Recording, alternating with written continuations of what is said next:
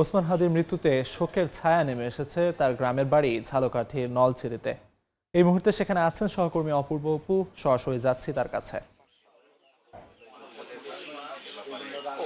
নিহত ওসমান হাদির গ্রামের বাড়ি ঝালকাঠির জেলার নলছিটি উপজেলার পৌর এলাকাতেই। আর সেই বাড়ির সামনেই তার যে গ্রামের বাড়ি, সেই বাড়ির সামনেই আমরা রয়েছি এই মুহূর্তে। আমার পেছনের এই টিন শেড ঘরেই তার জন্ম, তার বেড়ে ওঠা, এবং এখান থেকেই তিনি তার এই বাড়িতে থেকে তিনি তার স্থানীয়ভাবে এখানে দাখিল এবং কামিল মাদ্রাসায় পড়াশোনা করে পরবর্তীতে তিনি ঢাকা বিশ্ববিদ্যালয়ে পড়াশোনা পাঠ চুকান।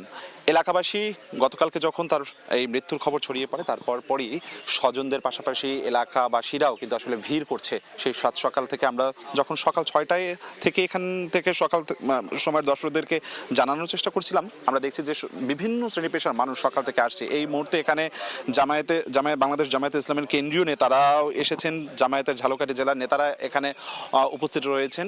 কেন্দ্রীয় নেতা জামায়াতের শেখ নিয়ামুল করিম তিনি নেতাকর্মীদের সাথে নিয়ে রয়েছেন। এই বাড়িতে মূলত এই মুহূর্তে আসলে তার ভগ্নিপতি অর্থাৎ নিহত হাদির বোন ভগ্নিপতি রয়েছে, এর বাইরে অন্য কেউ নেই।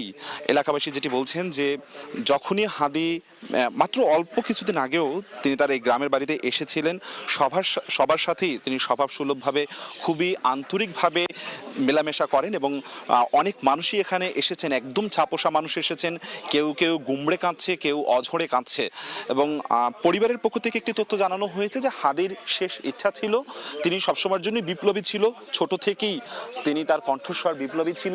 তার একটি ইচ্ছা ছিল যে তার মৃত্যুর যদি হয় কখনো অনাকাঙ্ক্ষিত বা মৃত্যু হয়, শহীদের মৃত্যু হয়, সেই ক্ষেত্রে তার বাবার কবরের পাশে যেন তাকে সমাহিত করা হয়। এটি হচ্ছে তার পরিবারের পক্ষ থেকে আমাদের কাছে জানানো হয়েছে। যদিও বা যেহেতু এখন পরিবার এটাও বলছে যে যেহেতু এটি এখন রাষ্ট্রীয় বিষয় হয়ে দাঁড়িয়েছে, সেই ক্ষেত্রে সরকার এবং পরিবারের যৌথ সিদ্ধান্তে পরবর্তীতে কোথায় তাকে দাফন করা হবে সেই সিদ্ধান্তটি নেওয়া হবে। তবে গ্রামবাসী, এলাকাবাসী, ঝালকাঠিবাসী এখন অপেক্ষা করছে এক নজর শেষ দেখবার জন্য। তারা অশ্রুসিক্ত চোখে জলে তারা বিদায় জানাবে তাদের প্রিয় হাদিকে। তার গ্রামের বাড়ি ঝালকাঠির নলছিটি থেকে আমার কাছে এই সকাল পর্যন্ত সবশেষ এতটুকুই খবর ছিল। সরাসরি যুক্ত ছিলাম ঝালকাঠিতে।